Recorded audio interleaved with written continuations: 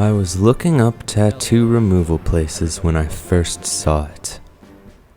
A Pokemon tattoo of Pidgey on my left wrist. It was my first tattoo. Little Pidgeys in a sprite 8-bit fashion walking down my wrist towards my hand. Nobody could ever tell what it was. Always saying, "Is that Hawaii on your arm?" I was over it, and playing Pokemon Scarlet had done it for me. I put down my Switch and started looking up Pokemon Red ROM for PC and tattoo removal service at the same time, in a mad stupor. Radical tattoo removal popped up and I thought perfect. I went to finish typing Pokemon Red ROM, but I got my wires crossed.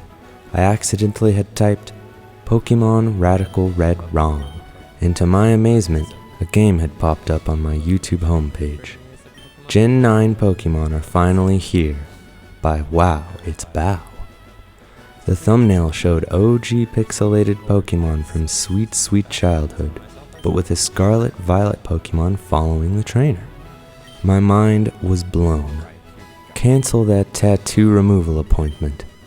I've got work to do. When I first tried Pokemon Radical Red, I didn't know it would change the way I thought about Pokemon, for forever. I didn't know how many psychological questions I would come out with. Why was that so hard? How have I been affected by being stuck at Brock's gym for the first time since I was 9? I have 5 major points I want to make in this video. The last one I think might surprise you. So let's get started. Here is my Pokemon Radical Red review. I first found out about this Pokemon ROM hack a couple weeks ago. A video popped up on my YouTube homepage, and I couldn't stop thinking, how does Fuecoco look so cool in 16-bit graphics? That brings me to my first major point.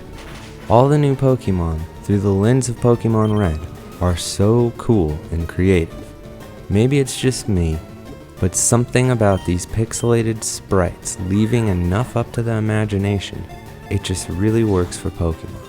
I started realizing more than ever that the graphics for Pokemon really should have never left this palette. Speaking of palettes, we start off in Palette Town and are hit with a black screen which makes me think the ROM is crashing. But no, it's a screen asking me to stop button mashing and pay attention. There are a variety of features in this game, levels of difficulty, IV and EV choices among other things. I opt for having no EVs and having all Pokemon with perfect IVs, which brings me to my second major point, EV and IV transparency.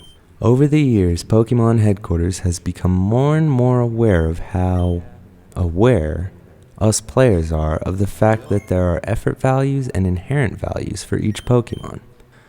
Rad Red has a nice way of being transparent about them and even letting you decide to forego the whole thing entirely, with a nurse in the Poke Center that allows you to switch the natures of Pokemon instantly for free. This is really nice.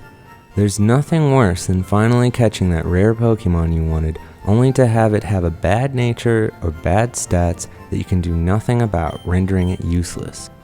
As a kid, we didn't know about this stuff, and it was a lot more fun to catch Pokemon and decide to just use them because you thought they looked cool. Number 3. You never know exactly what's going to happen in Pokemon Radical Red. This became quite evident when entering Viridian Forest for the first time, where it was literally laid out differently and featured a surprise fight from a person from an entirely different Pokemon entry. That's when I realized I wasn't going to know what was about to happen, which is so exciting. I can't tell you how fun it is to play Pokemon, and then all of a sudden, you go to Brock's gym and it just doesn't open, telling you might want to check out the museum. There, you find a gym trainer from another region again who wants to battle. Which brings me to my second to last major point. This game is hard. I had to fight this guy numerous times, training up different Pokemon and really thinking about strategy. I'd say I had to think more about strategy for this one fight that happens before your first gym badge than any main Pokemon game's Elite Four.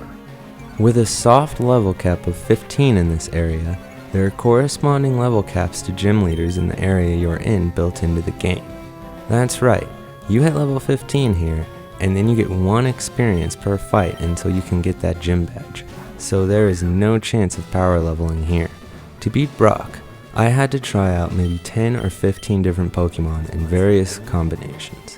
When I finally won, for the first time since my original playthrough of Pokemon as a kid who needed help putting the batteries in the Game Boy Color, I felt like I had actually earned that badge. Proud to walk out there, knowing I'd just done something half this town would never be able to accomplish.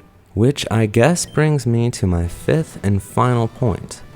Pokemon hasn't changed a bit over the years. It's still the same game with puzzles and battles, and yes, you guessed it, tons and tons of Pokemon. I think if you remade Pokemon Scarlet Violet for the Game Boy Color, it would be an amazing game. Indeed, something has been lost in the process over the years. Some creativity has been replaced with questionable graphics and frame rates. But this modded out version of Pokemon that has a taste of everything all wrapped up in a nice 2-dimensional package really has reminded me of why Pokemon is so great. I can only hope the developers will pick up on this someday. I would love to play a bona fide new 2D Pokemon game that is crafted with love, care, and honestly, limitations. But until then, there's always these crazy modded ROMs. There's always going to be fans that make games like Pokemon Radical Red and PokeMMO. So maybe I don't need to get my little Pidgey tattoo covered up after all.